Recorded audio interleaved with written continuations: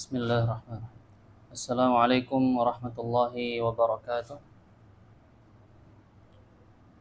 Innal hamdalillah, sesungguhnya segala puji bagi Allah. Nahmaduhu wa nasta'inuhu wa nastaghfiruh. Kami berlindung kepada Allah dari kejahatan diri-diri kami dan dari kejahatan amal perbuatan kami. May yahdihillahu fala mudhillalah wa may yudlil fala hadiyalah. Barang siapa yang Allah berikan petunjuk, maka tidak ada yang dapat menyesatkannya. Dan barang siapa yang Allah sesatkan, maka tidak ada yang dapat memberikan petunjuk kepadanya. Wa asyhadu an la ilaha illallah wahdahu la syarikalah wa asyhadu anna Muhammadan abduhu wa rasuluh. Allahumma salli wa sallim ala Muhammad. Ya Allah, limpahkanlah rahmat kepada Nabi Muhammad sallallahu alaihi wasallam.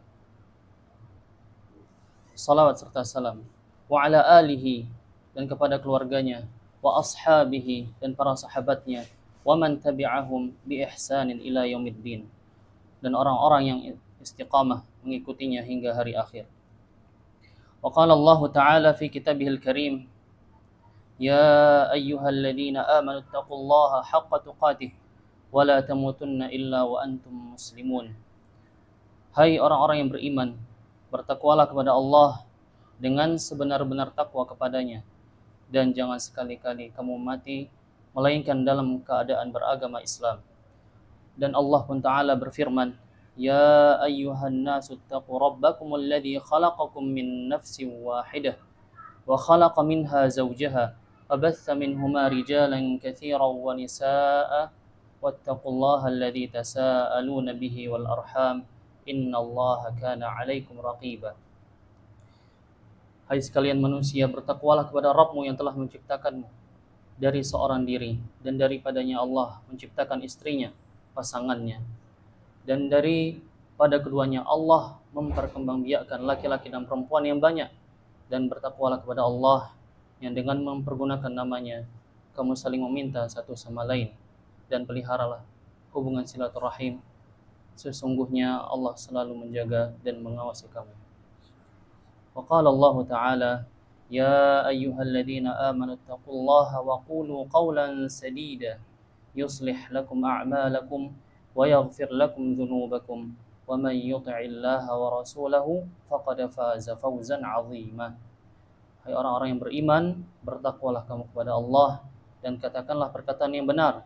Niscaya Allah memperbaiki bagimu amalan-amalanmu dan mengampuni bagimu dosa-dosamu. Dan barang siapa yang mentaati Allah dan Rasulnya, maka sesungguhnya ia telah mendapat kemenangan yang besar. Amma ba'd. Para ummahat yang semoga dirahmati Allah Azza wa Jalla. Tema kajian pada kesempatan kali ini adalah peran wanita dalam pendidikan generasi muslim. Tema ini sangat penting dan relevan, mengingat wanita sebagai salah satu pilar utama dalam membentuk peradaban umat melalui pendidikan generasi penerus. Tidak dapat dipungkiri bahwa agama Islam adalah agama yang memuliakan wanita dengan cara yang luar biasa. Islam tidak hanya menghargai keberadaan wanita, tetapi juga mengangkat peran mereka dalam kehidupan sosial, keluarga, bahkan peradaban. Wanita dalam Islam bukanlah sosok yang dipinggirkan atau diremehkan, tetapi justru diberi tempat yang terhormat dan peranan yang sangat strategis. Oleh karena itu, Islam memberikan perhatian yang sangat besar terhadap wanita, baik dari sisi penjagaan, pendidikan, pembinaan akhlak, hingga pemantapan ilmu, iman, dan ilmu. Mengapa semua itu penting? Karena wanita memiliki amanah besar yang tidak ringan, yaitu mencetak dan membina generasi masa depan. Di tangan merekalah terbentuk karakter anak-anak kita. Dari rahim dan didikan merekalah lahir generasi pemimpin, ulama, ilmuwan, dan orang-orang saleh. Maka tak heran jika Islam begitu serius menyiapkan wanita agar benar-benar siap memikul tugas ini. Mereka bukan sekadar ibu rumah tangga, tetapi mereka adalah pendidik pertama dan utama bagi umat. Peran ini adalah bentuk kemuliaan, bukan keterbatasan. Dan disinilah letak keistimewaan wanita dalam Islam. Sungguh benarlah apa yang dikatakan seorang penyair dalam bait-bait puisinya. Madrasah, idza a'dadtaha a'dadta sya'ban thayyibal araq. Ibu adalah madrasah. Bila engkau menyiapkannya dengan baik, maka sejatinya engkau telah menyiapkan bangsa yang luhur keturunannya. Maka tak mengherankan bila kita menelusuri sejarah para tokoh besar dalam Islam, kita akan menemukan bahwa di balik kemuliaan dan keberhasilan mereka ada sosok wanita mulia yang menjadi pondasi utama dalam pembentukan kepribadian mereka, yaitu para ibu. Dengan kasih sayang yang tulus dan keteguhan yang luar biasa, para ibu ini mendidik, membimbing, dan membentuk anak-anak mereka sejak dini hingga tumbuh menjadi pribadi yang taat, berilmu, dan berakhlak mulia. Tangan-tangan lembut itulah yang berperan besar dalam menanamkan nilai dan prinsip kehidupan dalam jiwa para pemimpin umat. Peran yang mereka jalankan bukan hanya mendasar, tetapi juga menentukan arah dan masa depan generasi. Bahkan, ini merupakan bentuk kontribusi yang mungkin tak tergantikan oleh kaum pria. Maka tak salah jika kita katakan bahwa keberhasilan seorang tokoh sering kali dimulai dari pelukan doa dan pendidikan seorang ibu. Hadirat yang semoga dimuliakan oleh Allah Ta'ala. Proses pembinaan generasi tidak dimulai setelah anak lahir, tetapi bahkan sejak masih dalam kandungan. Dalam ajaran Islam, seorang ibu sangat dianjurkan untuk memperbanyak zikir, membaca Al-Quran, dan melakukan amal kebaikan selama masa kehamilan. Aktivitas ruhiyah ini membawa pengaruh positif terhadap perkembangan spiritual dan kejiwaan anak yang sedang dikandungnya. Setelah anak lahir ke dunia, pembentukan karakter dan akhlaknya sangat ditentukan oleh nilai-nilai yang ditanamkan oleh sang ibu dan lingkungan keluarga sejak dini. Sebagaimana Rasulullah SAW bersabda, "Kullu mauludin yuladu 'alal fitrah, fa abawah yuhawidani, au yunassirani, au yumajjisani." Setiap anak dilahirkan dalam keadaan fitrah, maka kedua orang tuanya lah yang menjadikannya Yahudi, Nasrani, atau Majusi. Ini menandakan betapa besar tanggung jawab orang tua, terutama ibu, dalam menjaga, mengarahkan fitrah agar anak tetap berada di jalan yang lurus. Rasulullah Shallallahu Alaihi Wasallam juga mengingatkan peran sentral perempuan dalam keluarga melalui sabdanya, "Warrajulu ra'in fi ahlihi wa mas'ulun an ra'iyatihi, wal mar'atu ra'iyatun fi baiti zawjiha wa mas'ulatun an ra'iyatiha." Laki-laki adalah pemimpin dalam keluarganya dan akan dimintai pertanggungjawaban atas kepemimpinannya. Perempuan pun adalah pemimpin di rumah suaminya dan ia bertanggung jawab atas apa yang dipimpinnya. Dengan kedekatan emosional yang dimiliki ibu terhadap anak, peranannya dalam menanamkan akidah, adab, dan kepribadian yang kuat menjadi sangat penting. Maka jelas bahwa pendidikan generasi yang tangguh bermula dari keteladanan dan bimbingan seorang ibu yang salihah. Para ummahat yang semoga dirahmati Allah Ta'ala, di antara hal-hal penting yang bisa diberikan seorang ibu kepada anak-anaknya, yang pertama adalah ikhlas karena Allah semata. Sebelum segalanya, seorang ibu harus mengikhlaskan segala amalnya hanya karena Allah semata. Allah Ta'ala berfirman, وَمَا أُمِرُوا إِلَّا لِيَعْبُدُوا اللَّهَ مُخْلِصِينَ لَهُ الدِّينَ حُنَفَاءَ وَيُقِيمُوا الصَّلَاةَ وَيُؤْتُوا الزَّكَاةَ وَذَلِكَ دِينُ الْقَيِّمَةِ. Padahal mereka tidak disuruh kecuali supaya menyembah Allah dengan memurnikan ketaatan kepadanya dalam menjalankan agama yang lurus, dan supaya mereka mendirikan salat, menunaikan zakat, dan yang demikian itulah agama yang lurus.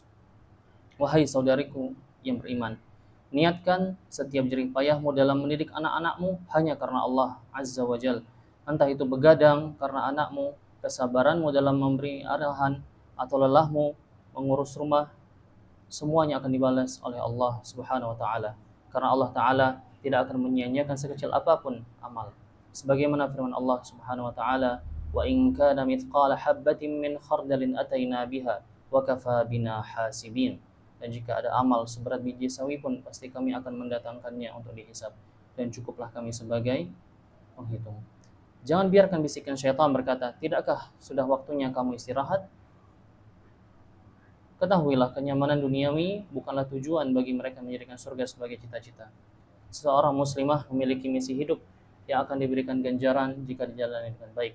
Rasulullah SAW bersabda, khairun nisa'in rakibnal ibila nisa'u Quraisyin ar'ahu ala zaujin fi dhati yadih wa ahnahu ala tiflin fi sigharih. Sebaik-baik wanita yang menunggang unta adalah wanita Quraisy, paling menjaga harta suaminya dan paling lembut kepada anaknya saat kecil. Hadis tersebut menegaskan bahwa wanita terbaik adalah yang aktif, peduli, dan bertanggung jawab, bukan yang bermalas-malasan. Juga menekankan dua tugas utama wanita Quraisy yang menjadi teladan. Yang pertama, menjaga harta suami, yang mana ini mencerminkan peran tanggung jawab dalam kehidupan rumah tangga dan kejujuran, amanah. Kemudian lemah lembut terhadap anaknya, menunjukkan misi keibuan yang penuh kasih dan tanggung jawab dalam mendidik. Yang mana kedua peran tersebut, istri yang amanah dan ibu, adalah jalan menuju surga yang tentu membutuhkan pengorbanan dan kesungguhan. Dengan demikian, hadis itu memperkuat pesan bahwa muslimah ideal bukanlah yang santai tanpa misi, melainkan yang aktif menjalani amanah keluarga dan sosialnya dengan penuh tanggung jawab demi meraih surga. Kemudian yang kedua adalah ilmu. Seorang ibu muslimah harus memahami halal dan haram, lalu menambah wawasan seputar pendidikan anak dan terus memperbarui ilmunya. Allah Ta'ala berfirman, wa qur rabbi zidni ilma. Ya Rabbku, tambahkanlah kepadaku ilmu. Islam adalah agama yang sangat menjunjung ilmu. Maka jangan salahkan Islam jika kita sendiri malas belajar, lalu mengatakan bahwa Islam menghalangi wanita dari ilmu. Padahal sejarah kita penuh dengan ulama wanita, ahli tafsir, ahli hadis, faqih, dan yang lainnya. Semuanya dalam bimbingan Islam. Ilmu pun adalah benteng dari kesesatan dan pemikiran menyimpang yang seringkali membungkus dirinya dengan nama modernisasi. Maka ilmu yang wajib bagi wanita bukan hanya di sekolah, tapi bisa didapatkan melalui majelis ta'lim, rumah, tetangga, dan pertemuan keluarga. Maka mari kita pelajari setiap ilmu yang bermanfaat sesuai kemampuan. Sediakan buku-buku Islam di rumah, dan insya Allah itu semua akan menjadi amal jariyah. Ummul Mukminin Aisyah radhiyallahu anha adalah sosok yang sangat berilmu. Ia meriwayatkan banyak hadis dari rumah kenabian. Demikian pula para istri Nabi yang lain, radhiyallahu anhunna ajma'in. Kemudian yang ketiga, merasa bertanggung jawab. Seorang ibu harus merasa bertanggung jawab atas pendidikan anaknya dan tidak boleh lengah atau menyepelekan arahan hanya karena malas ataupun menunda-nunda. Pendidikan akidah bukan tugas sekolah, tapi keluarga. Ibu yang mengajarkan kalimat tauhid sejak dini akan menanamkan fondasi yang kokoh dalam jiwa anak. Allah Ta'ala berfirman, Ya ayyuhalladzina amanu qu anfusakum wa ahlikum nara waquduha an-nas wal hijarah.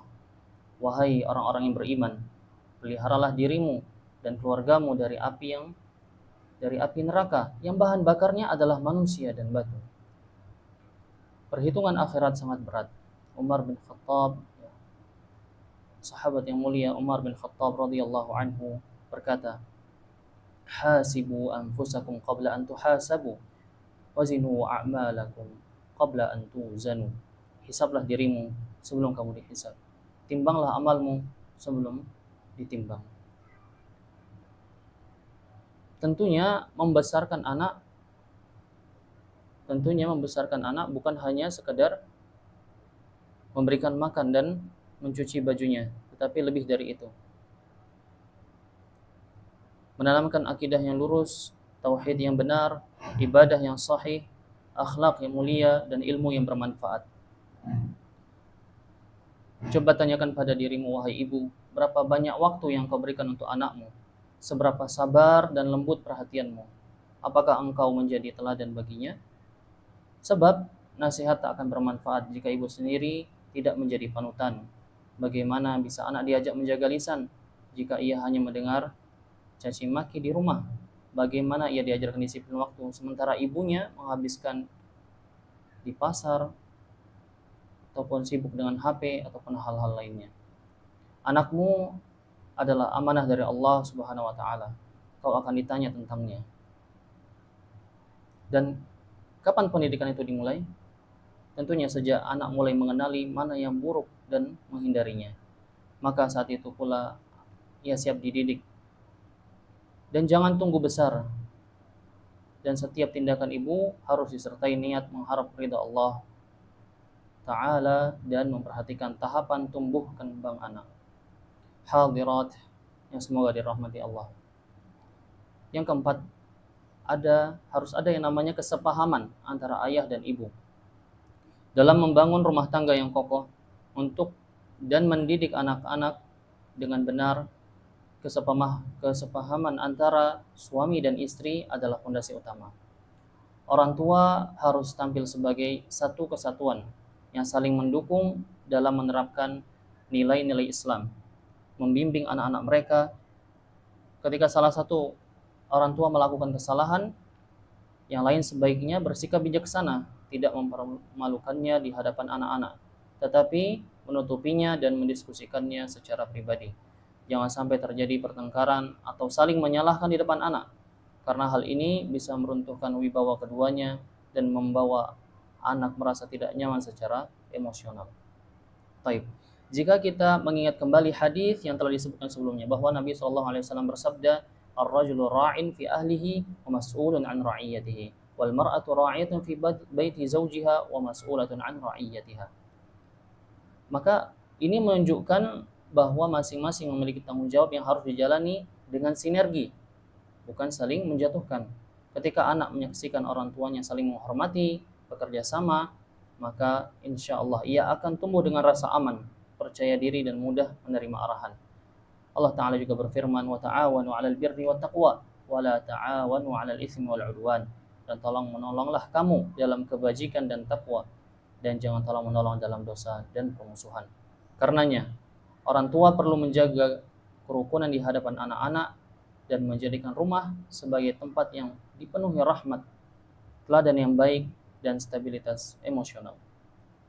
Ketika keduanya sepakat dalam prinsip dan pendekatan mendidik, maka nilai-nilai yang ditanamkan akan lebih mudah membekas dalam jiwa anak. Kemudian menumbuhkan jiwa keagamaan di rumah. Anak yang tumbuh dalam lingkungan keluarga yang religius akan terbentuk jiwanya dengan nilai-nilai rohani dan akhlak yang baik. Nilai iman dan akhlak jika ditanam sejak kecil akan terus terbawa hingga dewasa, insya Allah.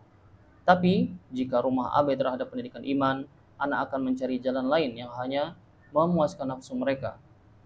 Maka tanamkan nilai agama sejak dini dan bantu anak memilih teman yang baik melalui lingkungan rumah yang sehat, sekolah yang baik, dan pengawasan yang baik pula. Kemudian tidak lupa juga mendoakan anak dengan hal yang baik, bukan sebaliknya. Dari Jabir radhiyallahu anhu bahwa Rasulullah sallallahu alaihi wasallam bersabda, "La tad'u ala anfusikum wa la tad'u ala auladikum wa la tad'u ala khadamikum wa la tad'u ala amwalikum la tuwafiqu minallahi sa'ata nailin fiha 'ata fayastajibu lakum." Janganlah kalian mendoakan keburukan atas diri kalian, atas anak-anak kalian, atas pembantu kalian, dan atas harta kalian. Jangan sampai doa kalian bertepatan dengan waktu mustajab, lalu Allah mengabulkannya. Para ummahat yang semoga dirahmati Allah Ta'ala, selain dari hal-hal penting yang telah disebutkan sebelumnya, ada poin-poin penting lainnya yang layak diperhatikan bersama, yaitu diantaranya hati anak harus dikaitkan dengan Allah Azza wa Jalla, agar tujuannya adalah mencari ridha Allah dan memperoleh ganjarannya. Sebagaimana firman Allah, "Faman ya'mal minas salihati wa huwa mu'minun fala kufrana li sa'yih." Barang siapa yang mengerjakan amal saleh sedang dia beriman, maka usahanya itu tidak akan disia-siakan.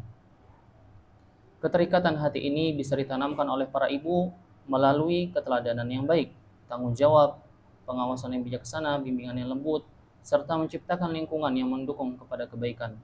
Maka ketika pemuda dan pemudi yang beriman tumbuh besar, ia akan mampu mengoreksi dirinya sendiri, bertobat bila bersalah, istiqamah dalam kebenaran, menjauhi kehinaan, hingga jiwanya tumbuh bersih dengan akidah yang kokoh, ibadah yang khusyuk, jiwa yang stabil, akal yang sadar, serta tubuh yang kuat. Ia pun akan hidup dengan Islam dan untuk Islam. Ia akan anggap ringan segala kesulitan, nikmat dalam kepahitan, menjauh dari jerat dunia dan menatap balasan yang Allah siapkan bagi orang-orang beriman serta istiqamah. Allah Ta'ala berfirman, Innal ladzina qalu rabbuna Allahu thumma istaqamu tatanazzalu alaihimul malaikatu alla takhafu wa la tahzanu wa abshiru bil jannati allati kuntum tu'adun. Sesungguhnya orang-orang yang mengatakan Rabb kami adalah Allah, kemudian mereka istiqamah, maka malaikat-malaikat akan turun kepada mereka seraya berkata, janganlah kamu takut dan janganlah kamu bersedih hati dan bergembiralah dengan surga yang telah dijanjikan untukmu. Tentunya kita butuh keteladanan yang baik dan penanaman nilai-nilai syariat yang benar. Pendidikan anak, terutama anak perempuan, tidak boleh diabaikan. Dikatakan mendidik satu laki-laki berarti mendidik satu individu, sedangkan mendidik seorang perempuan berarti mendidik seluruh keluarga. Dengan mendidik putra-putri kita secara benar, kita bisa menjembatani jurang besar antara umat kita dengan kemajuan. Dan juga Islam sangat mencintai ilmu, bahkan mendorong untuk mengajarkan para budak perempuan sekalipun agar kebodohan sirna, ilmu yang benar tersebar dan manusia menyembah Allah dengan ilmu serta generasi tumbuh dalam ketaatan kepadanya. Rasulullah SAW bersabda, ayyuma rajulin kanat 'indahu walidah fa'allamaha fa ahsana ta'limaha wa addabaha fa ahsana ta'dibaha thumma a'taqaha fatazawwajaha falahu ajran. Barang siapa memiliki budak perempuan lalu mengajarinya dengan baik dan mendidiknya dengan baik, kemudian membebaskannya, lalu menikahinya, maka ia mendapatkan 2 pahala. Tentunya proses pendidikan ini harus berdasarkan prinsip-prinsip yang syar'i. Dan juga kita butuh alternatif Islami untuk melindungi putra-putri kita melalui pendidikan yang benar, agar kita tidak hanya menjadi pihak yang mengkritik dan menyalahkan saja. Itu dilakukan dengan pendidikan yang bermanfaat serta metode dakwah yang sungguh-sungguh di kalangan perempuan sendiri. Para ummahat yang semoga dirahmati Allah Ta'ala. Adapun pendidikan wanita dalam Islam, maka wanita harus dipersiapkan untuk perannya sebagai perempuan, ibu, istri, pengatur rumah tangga. Di samping ia wajib mempelajari ilmu syar'i, bila ia juga memiliki bakat, akal yang tajam, dan belajar ilmu-ilmu lain, maka itu sangat baik, selama tidak keluar dari batasan syariat.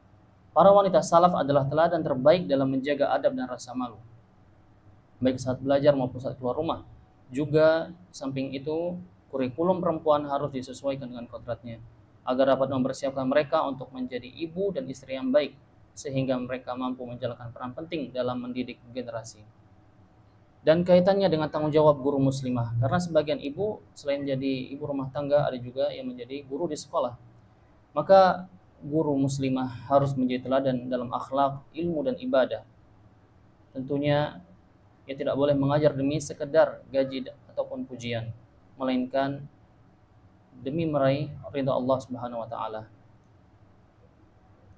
Dan kita pun mengingat sabda Rasulullah sallallahu alaihi wasallam, "Man dalla ala khairin falahu mithlu ajri fa'ilih." Barang siapa menunjukkan kepada kebaikan, maka baginya pahala seperti orang yang melakukannya. Guru muslimah wajib mengajarkan adab Islam bersama dengan ilmu. Ia harus berpenampilan rapi namun sederhana, bukan tampil modis untuk menarik perhatian. Akhlaknya harus penuh kesabaran, kasih sayang, dan kelembutan. Ia membina bukan mencela, sebagaimana perintah Allah Subhanahu wa taala, "Ud'u ila sabili rabbika bil hikmah wal mau'izatil hasanah." Serulah manusia kepada jalan Rabbmu dengan hikmah dan nasihat yang baik.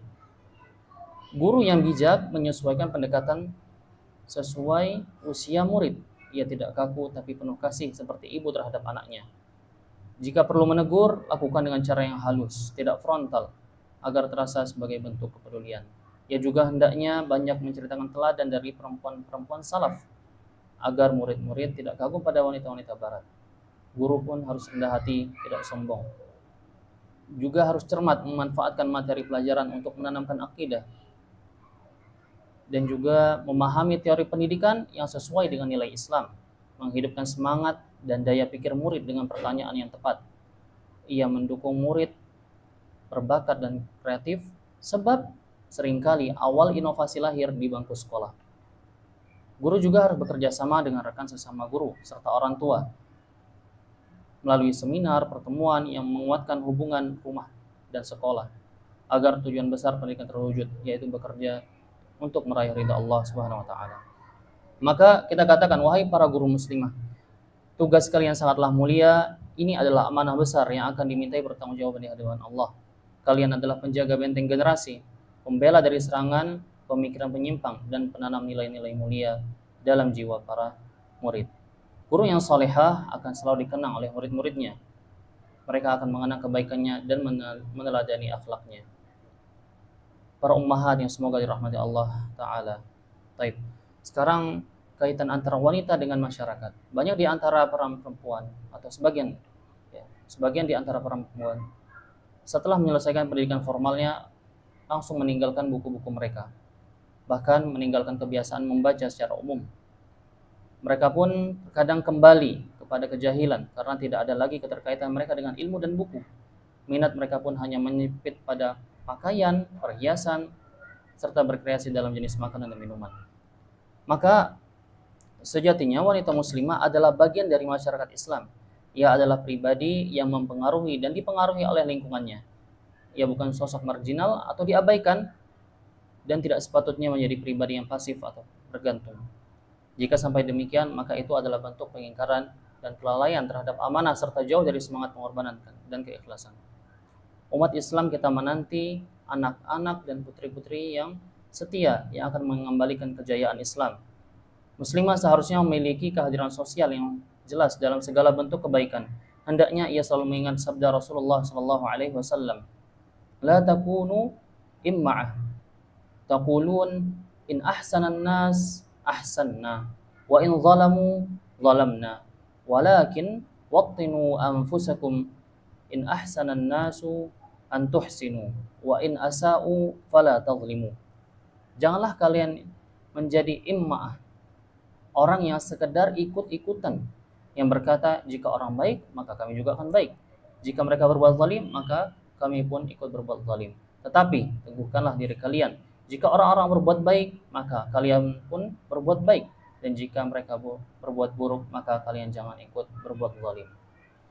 Wanita memiliki misi pendidikan yang mulia demi kemajuan masyarakatnya. Misi itu dimulai dengan memenuhi hak para tetangganya. Ia mengajarkan tetangganya yang belum tahu apa yang dibutuhkan untuk agama dan dunianya. Dengan itu, ia melayani generasi yang sedang bangkit. Pertemuan antar tetangga pun menjadi ajang meningkatkan kualitas keluarga muslim dari sekedar obrolan kosong menuju pembicaraan yang luhur. Seorang muslimah yang baik bisa mengubah pembicaraan sepele menjadi sarana renungan dan pelajaran. Para ibu solehah saling berdiskusi tentang cara terbaik mendidik anak dan menyelesaikan masalah mereka.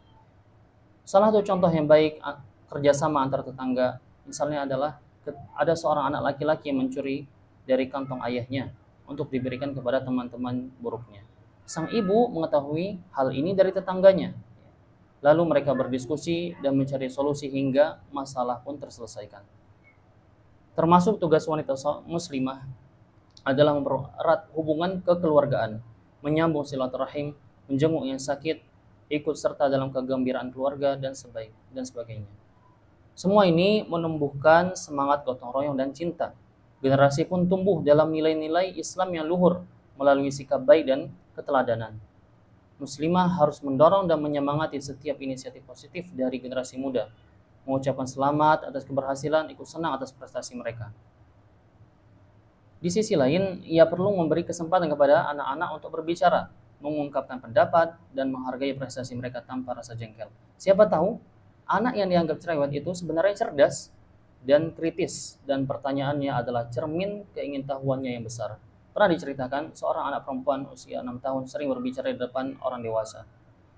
Tetangga dan teman ayahnya mendukung dan menyemangatinya. Kini ia menjadi pembicara ulung yang memukau sesama wanita. Janganlah kita pelit dalam memberikan kata-kata baik kepada anak-anak kita. Sabda Rasulullah SAW, al-kalimatu thayyibatu shadaqah. Kata yang baik adalah sedekah. Bimbingan yang tulus tidak akan pernah sia-sia. Kata-kata yang keluar dari hati akan sampai ke hati pula. Di antara tugas utama wanita muslimah adalah ikut andil dalam menjaga generasi dari budaya asing yang merusak dan membina mereka dengan akidah yang benar. Dengan cara apa? 6. Dengan ikut serta kegiatan bermanfaat seperti majelis ilmu, kegiatan-kegiatan pelatihan, dan tidak menyerahkan sepenuhnya kepada mereka yang punya pemikiran merusak. Contoh mulia lainnya, partisipasi wanita muslimah dalam lembaga-lembaga sosial dan amal seperti majelis taklim dan organisasi wanita. Bisa dia memberikan ceramah, seminar, pelatihan sosial, maka tempat itu pun menjadi ladang belajar dan mengajar, saling memberi manfaat. Mungkin hanya satu nasihat bisa menyentuh hati seorang ibu, guru, atau pendidik dan menuntun generasi ke arah kebaikan dan kemajuan. Ketika kita mendorong wanita untuk berkarya dan memanfaatkan usianya serta ilmunya, bukan berarti kita mewajibkan mereka untuk terikat pada pekerjaan yang resmi yang membuatnya mengabaikan hak suami anak-anaknya. Bahkan bukan pula kita maksudkan wanita bekerja yang pulang dalam keadaan lelah sehingga kehilangan sentuhan kasih sayang bagi anak-anaknya. Namun, bukan berarti ia harus meninggalkan semua bentuk kerja yang sesuai fitrahnya seperti menjadi dokter untuk wanita, pengajar, dan yang lainnya. Juga seorang muslimah yang peduli harus turut serta dalam menyaring media dari konten-konten yang merusak akhlak dan nilai luhur Islam. Media saat ini adalah senjata utama dalam perang pemikiran atau ghazwul fikr. Mereka menyebarkan ide-ide dengan berbagai sarana, radio, televisi, majalah, buku, film, dan yang lainnya, yang seringkali menyuarakan kebebasan tanpa batas, menolak nilai-nilai agama dan hal negatif lainnya. Muslimah yang cerdas harus menyadari bahaya media. Ia harus tahu bahwa tujuan utama syariat adalah menjaga 5 hal pokok: agama, akal, keturunan, jiwa, dan harta. Bila media merusak hal ini, maka ia wajib berusaha menjadi penghalang sebisanya.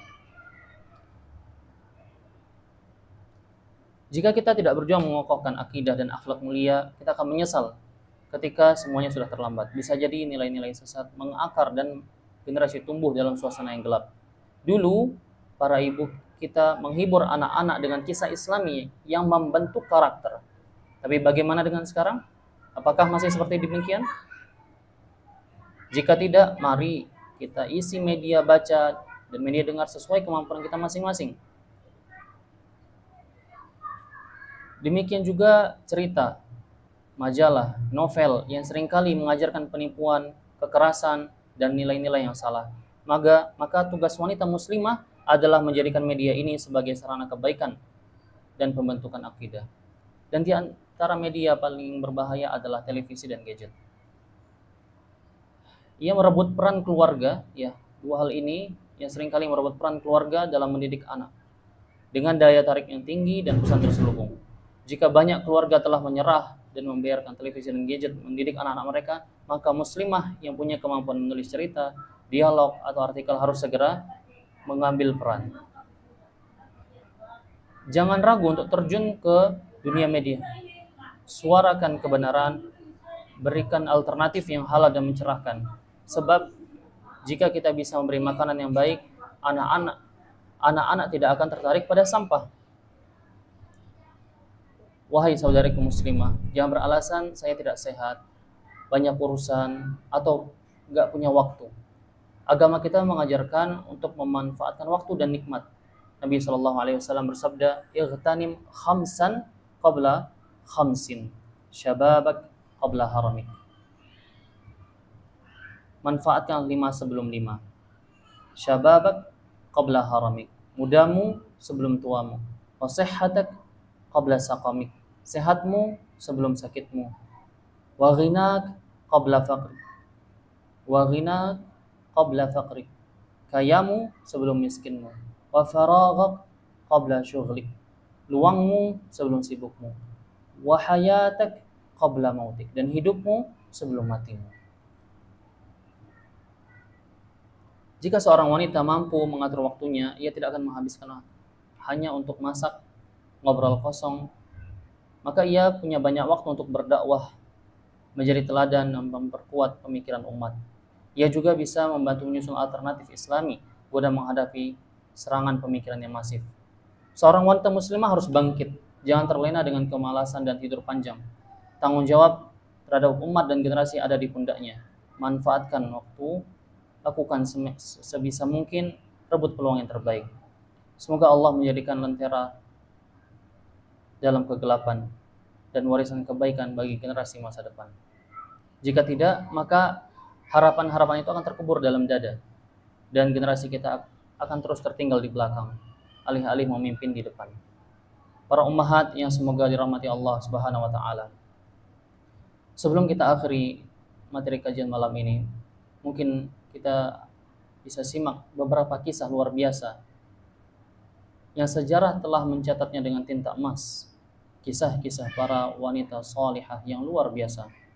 Mereka adalah ibu-ibu yang telah mengorbankan waktu, tenaga, dan bahkan kebahagiaan pribadinya demi membentuk generasi yang unggul, mengubah arah sejarah, mengukir nama mereka dalam catatan para tokoh besar yang menginspirasi umat manusia. Kita mulai dari kisah ibundanya Imam Malik bin Anas rahimahullah. Suatu hari Imam Malik rahimahullah berkata, "Aku tumbuh sebagai anak kecil dan saat itu aku suka mendengarkan para penyanyi. Namun ibuku berkata kepadaku, 'Wahai anakku, jika seorang penyanyi itu buruk wajahnya, maka orang-orang akan berpaling dari nyanyiannya. Tinggalkanlah nyanyian dan belajarlah ilmu fikih.' Maka aku pun meninggalkan para penyanyi dan mengikuti para ahli fikih. Dan Allah pun mengangkat derajatku seperti yang kalian lihat hari ini." Subhanallah, satu kalimat dari ibu yang salihah mampu mengubah hidup seorang anak, dari seorang anak yang condong pada hiburan dunia menjadi ulama besar yang ilmunya menyinari dunia. Ibunya bukan hanya memberikan arahan tapi juga mempersiapkannya secara lahir dan batin. Kata Imam Malik rahimahullah, "Ibuku memakaikanku pakaian yang rapi, lalu memakaikanku sorban. Dan berkata, 'Sekarang pergilah, catatlah ilmu.' Ibunya mendandani beliau seperti seorang penuntut ilmu sejati agar semangatnya menyala dan membara.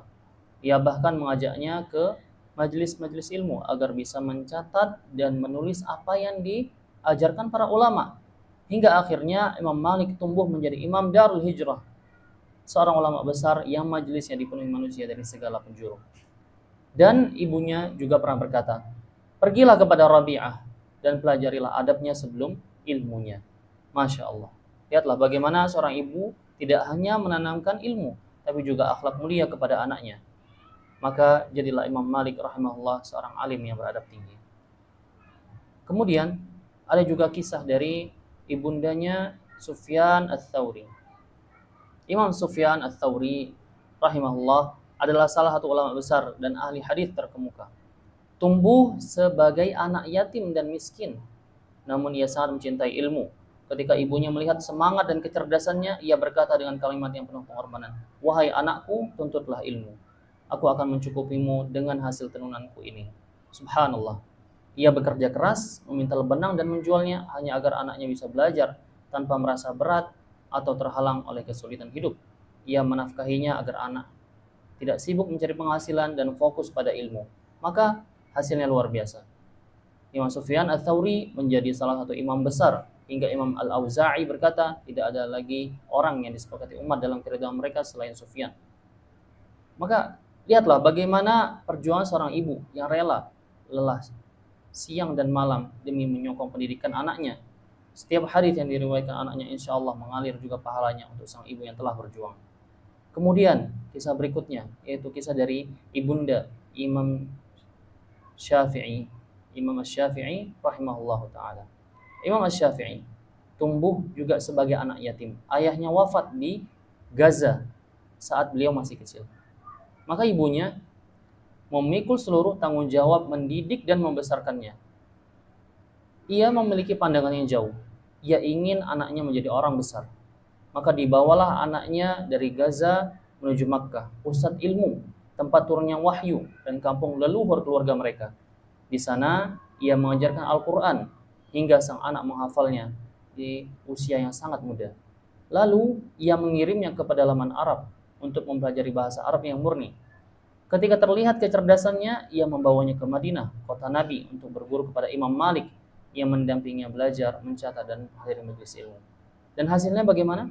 Imam Asy-Syafi'i menjadi ulama besar, penulis kitab-kitab yang masyhur, dan menjadi salah satu imam mazhab fikih yang diikuti jutaan manusia hingga hari ini. Ibunda Imam Syafi'i bukan sekedar pengasuh, tapi penopang kuat dalam setiap langkah anaknya. Ia adalah dorongan utama yang membuat Imam Syafi'i mencapai derajat fatwa di usia yang masih muda. Namanya dikenal di mana-mana, cahaya dalam ilmu bersinar di segala penjuru. Ia menjadi imam dunia dan tempat rujukan para ulama serta penuntut ilmu. Ia bukan anak biasa, ia adalah hasil tempaan ibu yang luar biasa. Subhanallah. Tentunya kalimat ini cukup menggambarkan betapa besarnya peran ibu dalam membentuk anak hingga menjadi sosok langka dan tak tergantikan. Kemudian kisah berikutnya adalah kisahnya ibundanya Imam Ahmad bin Hanbal rahimahullah. Beliau Imam Ahmad bin Hanbal rahimahullah ta'ala adalah seorang imam besar, imam ahlu sunnah wal jamaah. Beliau ulama hadis dan juga rujukan dalam kebenaran. Tapi siapa di balik sosok yang mulia ini? Seorang ibu yang salihah dan sabar, wanita tegar yang ditinggal suaminya dalam keadaan Ahmad masih kecil, yang membesarkannya sendirian, mengajarkan Al-Quran dan Sunnah, dan membawanya ke halaqah para ulama. Imam Ahmad sendiri berkata, ibuku biasa membangunkanku sebelum fajar, memanaskan air wudu untukku, menemaniku pergi ke masjid karena jaraknya jauh, dan dia menungguku sampai aku selesai dan pulang kembali. Bayangkan, seorang ibu di tengah gelapnya malam dan dinginnya fajar, setia menuntun anaknya untuk menuntut ilmu. Ia rela menanggung lelah dan takut demi keselamatan anaknya. Dan Allah pun membalasnya dengan pahala yang besar dan anak yang luar biasa. Imam dunia yang menjaga sunnah Nabi dan memerangi bid'ah. Dan Imam Ahmad tumbuh menjadi pemimpin dalam ilmu dan teladan dalam ketakwaan. Hingga Imam Syafi'i sendiri mengakui keutamaannya. Aku tinggalkan Baghdad dan tidak ada yang lebih wara', lebih bertakwa, dan lebih faqih dari Ahmad bin Hanbal. Hadirat yang dimuliakan oleh Allah Subhanahu wa taala. Kisah-kisah di atas atau kisah-kisah sebelumnya bukan sekedar untuk dikenang, tetapi menjadi pelajaran bagi kita semua bahwa kesuksesan seorang anak sangat bergantung pada kualitas ibunya. Oleh karena itu Rasulullah SAW bersabda, "Ad-dunya mata' wa khairu mata'ihal mar'atus salihah." Dunia itu adalah perhiasan, dan sebaik-baik perhiasan dunia adalah wanita salihah. Rasulullah SAW pun bersabda, "Tunkahul mar'atu li arba', limaliha, wali hasabiha, wali jamaliha, wali diniha. Fadhfar bidzatid din taribat yadak." Wanita dinikahi karena 4 hal. Karena hartanya, keturunannya, kecantikannya, dan agamanya. Maka pilihlah wanita yang taat beragama, niscaya kamu akan beruntung. Maka darinya seorang muslim diperintahkan untuk memilih pasangan karena agamanya. Karena darinya lah akan lahir anak-anak yang membawa cahaya bagi umat. Dan bagi para wanita, jangan lupakan misi agung kalian, menjadi madrasah pertama bagi anak-anak yang menjadi penentu masa depan umat. Jika seorang wanita meninggalkan peran utamanya dalam mendidik generasi dan mengurus rumah tangganya, maka tunggulah kehancuran generasi. Akan lahir anak-anak yang hanya tahu memuaskan nafsu tanpa peduli ilmu, akhlak, dan agama. Wal'iyadu billah. Maka marilah kita muliakan peran wanita, terutama sebagai ibu. Di balik setiap tokoh hebat ada ibu yang hebat, yang mendidiknya dengan cinta dan pengorbanan. Semoga Allah menjadikan para ibu kita sebagai wanita-wanita ahli surga. Dan mungkin jika ingin kita simpulkan di antara kiat sukses tarbiyah para ibu dengan menjadi teladan bagi anak-anaknya, mengatur waktu antara rumah dan tugas sosial, meningkatkan wawasan keislaman dan parenting, aktif mengikuti majelis ilmu, mendukung suami, dan membangun komunikasi keluarga yang baik. Kita berharap agar seluruh wanita muslimah mampu mengambil peran strategis dalam mencetak generasi yang mencintai Allah dan Rasul-Nya, mencintai ilmu, dan siap berjuang untuk kejayaan Islam. Dengan bimbingan Allah dan kesungguhan kaum ibu, kita optimis masa depan umat ini akan lebih baik. Allahumma ja'al nisa'ana wa ummahatina minas salihat waj'alhunna mimman yurabbuna ajyal al-islami 'ala al-huda wat tuqa wa tsabbitna 'ala dinik hatta nalqaq. Ya Allah, jadikanlah para ibu kami, istri kami dan anak perempuan kami sebagai wanita salihah yang menjadi madrasah terbaik bagi generasi Islam, dan tetapkanlah kami semua dalam ketaatan kepadamu hingga akhir hayat. Amin. Demikianlah yang dapat disampaikan. Semoga bermanfaat. Mohon maaf untuk segala bentuk kekeliruan dalam penyampaian materi ini. Kebenaran yang hanyalah dari Allah Subhanahu wa taala semata. Adapun kekurangan dan kekeliruan maka dari kami dan syaitan. Wabillahi taufiq wa sallallahu ala nabiyyina Muhammad wa ala alihi wa sahbihi wa sallam wa akhiru da'wana anil hamdulillahi rabbil alamin.